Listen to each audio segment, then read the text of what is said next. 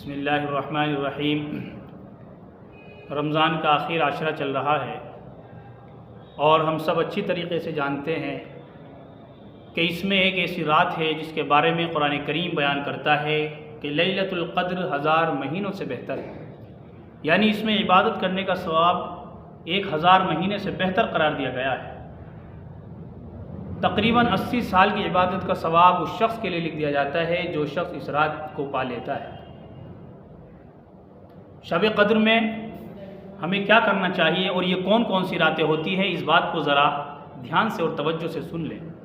शब क़द्र ये ताक़ रातें हैं, यानी 5 रात होती है, 21, 23, 25, 27 और 29। तकरीबन 21 रात, 21वीं रात तो चूँकि कल गुजर चुकी, लेकिन अब आने वाली जो 4 ताक़ रातें हैं, हम कोशिश करें कि इनमें हर तरीक़े से इबादत करने की कोशिश करें, इसकी रहमतों को हासिल करने की कोशिश करें। जो अल्लाह की रहमतें बरसती हैं उस शख्स पर, उस बंदे पर जो इस रात में अल्लाह की बारगाह में सजदरेज़ होता है, एतकाफ़ करता है, तो हम इस रात की बरकतों को हासिल करने की कोशिश करें। याद रखें, आज बुध का दिन है, कल जो दिन आएगा वो जुमरात का कहलाएगा। तो आज की जो रात है वो 22वीं है, लेकिन आने वाली कल 23वीं शब कहलाएगी। 22वां रोज़ा होगा और 23वीं शब होगी। ये ताक़ रातों में है। प्यारे रसूल सल्लल्लाहु अलैहि वसल्लम ने फरमाया, इस रात को आखिर आशरे की ताक़ रातों में तलाश करो। तो ये 23वीं शब है जो शब क़द्र यानी इम्कान है। इसी तरीके से उसके बाद यानी जुमरात को शब क़द्र का इम्कान है, जो कि ये 23वीं शब है। इसके बाद जुमा है और जुमे के बाद जो आएगा शनीचर यानी हफ्ता, उसको होएगी 25वीं शब। हफ्ते के बाद इतवार छोड़ के उसके बाद जो पीर आएगा उसको होगी 27वीं शब, और फिर उसके बाद मंगल को छोड़ करके जो बुध आएगा वो 29वीं शब कहलाएगी। यूँ तो रमज़ान के हर रात इबादत करनी चाहिए, लेकिन ये जो ताक़ रातें हैं इनमें ख़ास कर एहतमाम करना चाहिए। अब दूसरी बात समझ लीजिए कि इसमें बड़ा डाउट्स होता है कि लोग इस अंदाज से तिलावत करते हैं, इस अंदाज से नमाज़ पढ़ें तो ये मिलेगा।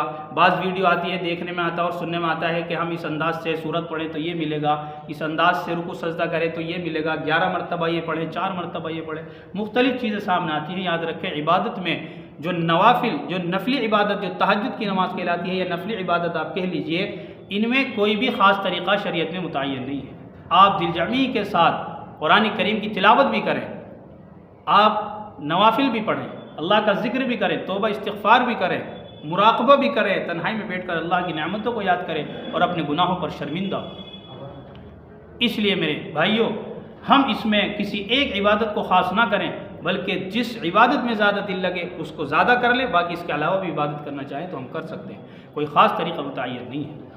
और तीसरी बात जो बड़ी अफसोस के साथ कही जाती है कि जो शब बारात आती है 15वीं शाबान को है, उस रात की इबादत का हम बड़ा अहतमाम करते हैं, बहुत ज़्यादा अहतमाम करने की कोशिश करते हैं, पूरी पूरी रात जागते हैं। लेकिन जो शब क़द्र है, जिसके बारे में कुरान और हदीस में साफ क्लियर है, और इसके जो सवाब के इनाम के वादे हैं, उस पर अल्लाह रब्बुल आलमीन के बड़े वादे हैं, हम उस पर कोई तवज्जो नहीं देते। शब क़द्र यूँ ही गुजर जाती है, चंद रकात पढ़ ली, चंद कुरान करीम की आयतों की तिलावत कर ली, और उस रात का बड़ा अहतमाम। और ये रात जो अहम है, फजीलत वाली है, इस रात को हम सरसरी तौर से गुजार देते हैं। लिहाजा कोशिश करें कि हम इसको इंशाअल्लाह शब क़द्र को पाएंगे और इबादत करेंगे। अल्लाह अमल की तौफ़ीक़ अता फ़रमाए। व आखिर दावाना अल्हम्दुलिल्लाह।